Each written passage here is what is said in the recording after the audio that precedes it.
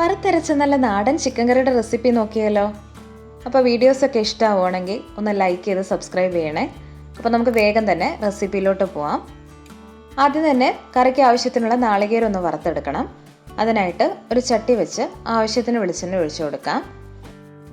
ഇതിലോട്ട് 2 കഷ്ണം പട്ട, 2 ഗ്രാമ്പു, കുറച്ച് പെരുംജീരകം, കുരുമുളകും കൂടി ചേർത്ത് ഇത് നന്നായിട്ടൊന്ന് മൂപ്പിച്ചെടുക്കാം. ഇതിലോട്ട് 2 പിടി നാളികേരം,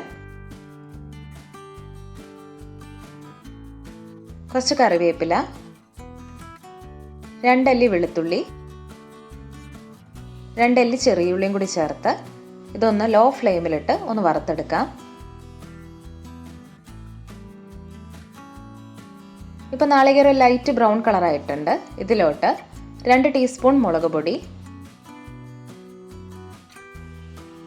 2 ടീസ്പൂൺ മല്ലിപ്പൊടിയും കൂടി ചേർത്ത് ഈ പൊടിയുടെ പച്ചമണമൊക്കെ പോയി നാളികേരം നന്നായിട്ട് ഡാർക്ക് ബ്രൗൺ കളറാവുന്നവരെ നന്നായിട്ടൊന്ന് വറുത്തെടുക്കാം.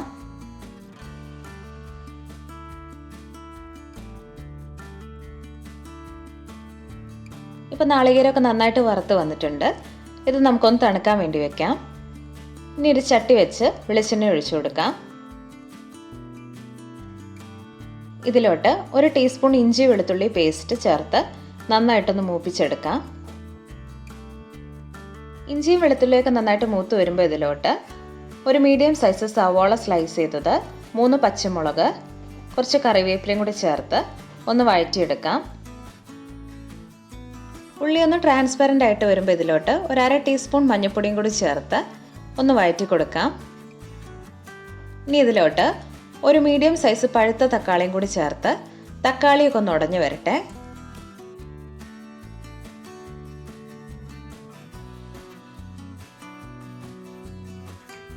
ഇപ്പോൾ തക്കാളിയൊക്കെ നന്നായിട്ട് ഉടഞ്ഞു വന്നിട്ടുണ്ട്.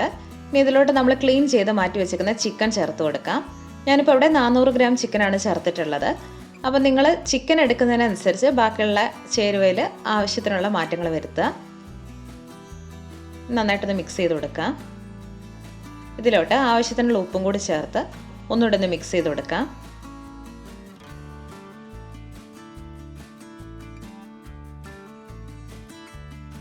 ഇനി നമ്മൾ തണുക്കാൻ വേണ്ടി മാറ്റി വെച്ചിട്ടുണ്ടായിരുന്ന നാളികേരം നന്നായിട്ട് പേസ്റ്റായിട്ട് അരച്ച് ഇതിലോട്ട് ചേർത്ത് കൊടുക്കാം.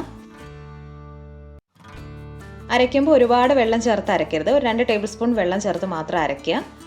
എന്നിട്ട് മിക്സിയുടെ ജാർ ഒന്ന് കഴുകി ഇതിലോട്ട് ഒഴിച്ചു കൊടുക്കാം. ഗ്രേവിക്ക് ആവശ്യത്തിനുള്ള വെള്ളം ഈ സമയത്ത് ചേർത്ത് കൊടുക്കണം.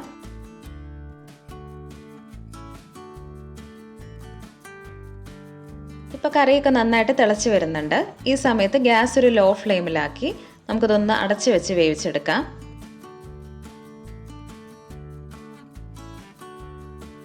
ഒരു 20 മിനിറ്റ് ഒക്കെ ആകുമ്പോഴേക്കും ചിക്കൻ നന്നായിട്ട് വെന്ത് തന്നെ കിട്ടും.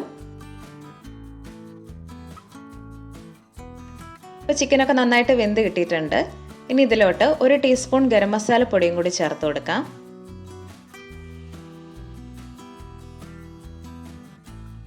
കുറച്ച് കറിവേപ്പിലയും കൂടി ചേർത്ത് ഗ്യാസ് ഓഫ് ചെയ്യാം. ഇപ്പോൾ നമ്മുടെ വറുത്തരച്ച ചിക്കൻ കറി റെഡി ആയിട്ടുണ്ട്. അപ്പോൾ ഉണ്ടാക്കി നോക്കിയിട്ട് ഫീഡ്ബാക്ക് അറിയിക്കണം. Thank you for watching.